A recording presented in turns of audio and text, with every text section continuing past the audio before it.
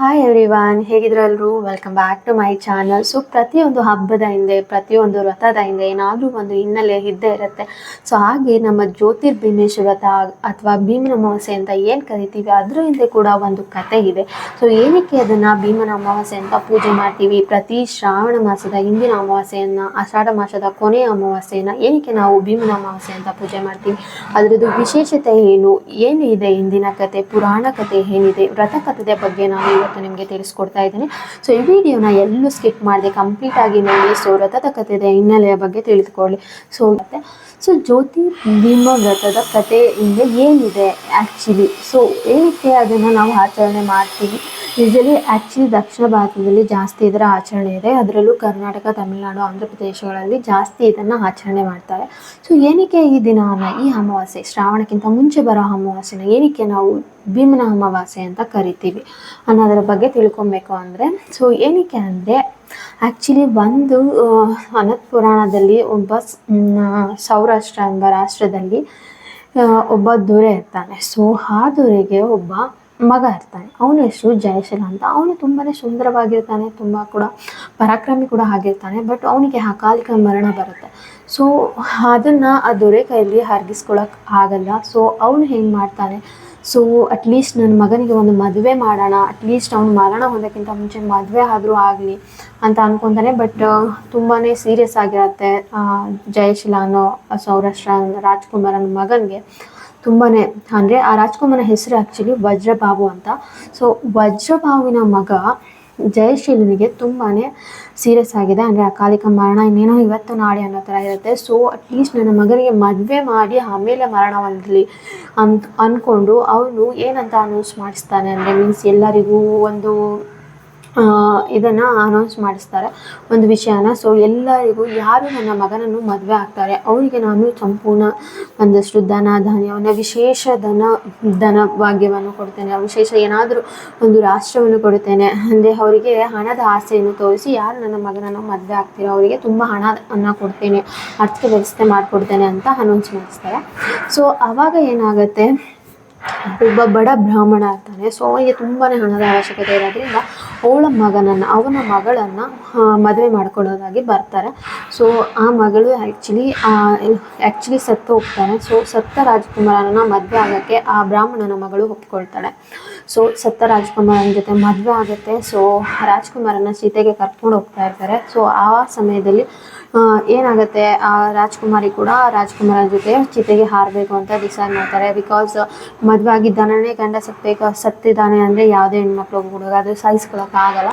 So ಆ ಸಮಯದಲ್ಲಿ ಚಿತೆಗೆ ಆಹ್ವಾನ ಮಾಡಬೇಕು, ಇನ್ನೇನೋ ಚಿತೆ ಹತ್ಕೊಂಡು ಉರಿಬೇಕು. ಆ ಚಿತೆ ಹತ್ತಿಸ್ಬೇಕಾದ್ರೆ ಮಳೆ ಬಂದುಬಿಡುತ್ತೆ, ಜೋರಾಗಿ ಮಳೆ ಬರುತ್ತೆ. ಸೊ ಜೋರಾಗಿ ಮಳೆ ಬಂದಿದ್ದರಿಂದ ರಾಜ್ಕುಮಾರ ಎಲ್ಲ ಯಾರು ಪ್ರಜೆಗಳಿದ್ರು ಎಲ್ಲರೂ ಕೂಡ ಮನೆಗೆ ಹೋಗ್ಬಿಡ್ತಾರೆ. ಆ್ಯಕ್ಚುಲಿ ರಾಜಕುಮಾರಿನೂ ಮನೆಗೆ ಕರೀತಾರೆ, ಬಟ್ ಅವಳು ಗಂಡನ ಸತ್ತ ದೇಹವನ್ನು ಬಿಟ್ಟು ಬರೋಕ್ಕೆ ಅವಳಿಗೆ ಇಷ್ಟ ಆಗಲ್ಲ.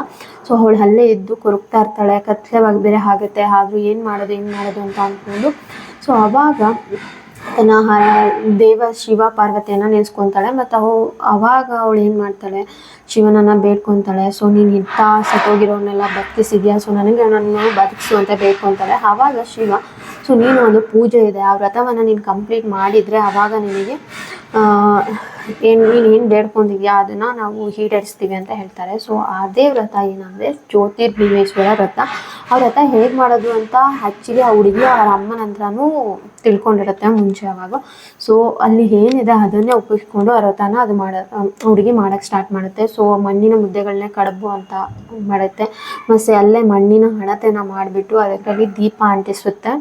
ಸೊ ಮತ್ತು ಅಲ್ಲಿ ಏನಿದೆ ಆಲದೆಲೆಗಳನ್ನ, ಹಿಳ್ಳೆದೆಲೆ ಅಂತ, ಆಲದ ಹೂವನ್ನು, ಅಡಿಕೆ ಅಂತ, ಸೊ ಅಲ್ಲಿ ಏನಿದೆ ಗರ್ಕೆಯನ್ನು ಹೂವು ಅಂತ ಭಾವಿಸ್ಕೊಂಡು ಎಲ್ಲ ಪೂಜೆಯನ್ನು ಕಟ್ಟುನಿಟ್ಟಾಗಿ ಮಾಡಿ ಅದನ್ನು ಆ ಪೂಜೆಗೆ ಒಲಿದು ಶಿವ ಪಾರ್ವತಿ ಬಂದು ಆ ಜಯಶೀಲ ರಾಜ್ಕುಮಾರನನ್ನು ಬದುಕಿಸ್ಕೊಡ್ತಾರೆ. ಸೊ ಆವಾಗ ಆ್ಯಕ್ಚುಲಿ ಇದರಿಂದ ನಾವೇನು ತಿಳ್ಕೊಬೋದು, ಸೊ ಈ ಪೂಜೆನ ಮೇಯ್ನಾಗಿ ಏನಕ್ಕೆ ಮಾಡ್ತಾರೆ ಅಂದರೆ, ಸೊ ಗಂಡನ ಆರೋಗ್ಯ ಮತ್ತು ಸಂಪತ್ತು ಎಲ್ಲ ವೃದ್ಧಿ ಆಗಲಿ ಅಂತ ಮದುವೆ ಆಗಿರೋ ಹೆಣ್ಮಕ್ಳು ಕೇಳ್ಕೊಂಡು ಮಾಡ್ತಾರೆ. ಸೊ ಅವಿವಾಹಿತ ಹೆಣ್ಮಕ್ಳು ಅಂದರೆ ಇನ್ನು ಮದುವೆ ಆಗದೇ ಇರೋ ಹೆಣ್ಮಕ್ಳು ಏನಕ್ಕೆ ಮಾಡ್ತಾರೆ ಅಂದರೆ, ಸೊ ನಮಗೆ ಒಳ್ಳೆ ಗಂಡ ಸಿಗಲಿ, ಭೀಮನಂಥ ಶಕ್ತಿ ಉಳ್ಳ ಗಂಡ ಸಿಗಲಿ, ಸೊ ಆ್ಯಕ್ಚುಲಿ ಭೀಮನ ಅಮಾವಾಸ್ಯೆಗೂ ಭೀಮನಿಗೂ, ಮಹಾಭಾರತ ಭೀಮನಿಗೆ ಯಾವುದೇ ರೀತಿ ಸಂಬಂಧ ಅಲ್ಲ. ಈ ಭೀಮನ ಅಮಾವಾಸ್ಯೆಯನ್ನು ಜ್ಯೋತಿರ್ಭೀಮೇಶ್ವರ ವ್ರತ ಅಂತ ಕರಿತೀವಿ. ಸೊ ಶಿವ ಪಾರ್ವತಿಯರನ್ನು ಪೂಜೆ ಮಾಡೋದು ಈ ಮೇನ್ ಈ ಹಬ್ಬದ ವಿಶೇಷ. ಸೊ ಈ ಪೂಜೆ ಎಲ್ಲ ಆದಮೇಲೆ ನೀವು ಗಂಡನ ಪಾದ ಪೂಜೆ ಮಾಡೋದು. ಸೊ ಗಂಡನ ಪಾದ ಪೂಜೆ ಮಾಡಿಲ್ಲ ಅಂದ್ರೂ ಉಳಿಯುತ್ತೆ. ಬಟ್ ಜ್ಯೋತಿರ್ಭೀಮೇಶ್ವರ ಏನು ಅಂದರೆ ಸೊ 2 ದೀಪಗಳನ್ನು ಹಚ್ಚಿ ಪೂಜೆ ಮಾಡೋದು ಮುಖ್ಯವಾಗಿರೋದು ಇಲ್ಲಿ. ಸೊ ನೀವು ವ್ರತ ಮಾಡೋದಕ್ಕಿಂತ ಮುಖ್ಯವಾಗಿ ಆ್ಯಕ್ಚುಲಿ ಪೂಜೆ ಗಂಡನ ಪಾದ ಪೂಜೆ ಮಾತ್ರ ಅಲ್ಲ ಇದು. ಸೊ ವ್ರತದ ಒಂದು ಭಾಗ ಪಾದ ಪೂಜೆ. ಸೊ ಆ್ಯಕ್ಚುಲಿ ವ್ರತ ಇರೋದೇನೆಂದರೆ ಸೊ 2 ದೀಪಗಳನ್ನು ಇಟ್ಟು ಅದಕ್ಕೆ ನೀವು ಅರಿಶಿನ ಕುಂಕುಮ ಇಟ್ಟು ಅದಕ್ಕೆ ಏನು ಹೂವು ಎಲ್ಲ ಹಾಕಿ ನೀವು ಮಾಡ್ತೀರಲ್ಲ, ಆ್ಯಂಡ್ ಗಣೇಶನ ಕೂಡ ಮಧ್ಯದಲ್ಲಿ ಪ್ರತಿಷ್ಠಾಪನೆ ಮಾಡಿ ಮಾಡ್ತೀರಾ. ಸೊ ಇದನ್ನು ನಾವು ಜ್ಯೋತಿರ್ಭೀಮೇಶ್ವರ ವ್ರತ ಅಂತ ಕರಿತೀವಿ. ಸೊ ಈ ಪೂಜೆ ಮಾಡೋದ್ರಿಂದ ನಮ್ಮ ಗಂಡನಿರ ಆಯುಷ್ಯ ತುಂಬನೇ, ಬರೀ ಗಂಡನಿಗೆ ಅಂತಲ್ಲ, ಮದುವೆ ಆಗದಿರೋ ಹುಡುಗಿರು, ಸೊ ಅವರ ಸಹೋದರ ಪುರುಷ ಮನೆಯಲ್ಲಿರೋ ಗಂಡಸರ ಅಭಿವೃದ್ಧಿಗಾಗಿ ಈ ಪೂಜೆಗಳನ್ನು ಮಾಡ್ತಾರೆ. ಸೊ ಇದ್ರ ಬಗ್ಗೆ ಈ ವ್ರತದ ಹಿನ್ನೆಲೆ ಬಗ್ಗೆ ನಿಮಗೇನಾದರೂ ಒಂದಷ್ಟು ಮಾಹಿತಿ ನಿಮಗೆ ಇಷ್ಟ ಆಯಿತು, ಈ ವಿಡಿಯೋ ನಿಮಗೆ ಇಷ್ಟ ಆಗಿತ್ತು ಅಂದರೆ ದಯವಿಟ್ಟು ಲೈಕ್ ಮಾಡಿ, ಶೇರ್ ಮಾಡಿ. ಸೊ ಇನ್ನಷ್ಟು ವಿಡಿಯೋದಲ್ಲಿ ಮತ್ತೆ ಸಿಗ್ತೀನಿ. ಸೊ ನೆಕ್ಸ್ಟ್ ವಿಡಿಯೋದಲ್ಲಿ ನಾನು ಪೂಜಾ ವಿಧಾನದ ಬಗ್ಗೆ ತಿಳಿಸ್ಕೊಡ್ತೀನಿ. ಪೂಜೆನ ಯಾವ ರೀತಿ ಮಾಡಬೇಕು, ಪಾದ ಪೂಜೆನ ಯಾವ ರೀತಿ ಮಾಡಬೇಕು ಅಂತ ತಿಳಿಸ್ಕೊಡ್ತೀನಿ. ಸೊ ನೆಕ್ಸ್ಟ್ ವಿಡಿಯೋನೂ ಕೂಡ ಮಿಸ್ ಮಾಡಿದೆ ನೋಡಿ. Thank you everyone. ಸೊ ಈ ವಿಡಿಯೋ ನಿಮಗೆ ಇಷ್ಟ ಆಗಿದೆ, ಪ್ಲೀಸ್ ಲೈಕ್ ಮಾಡಿ, ಶೇರ್ ಮಾಡಿ. Thank you everyone.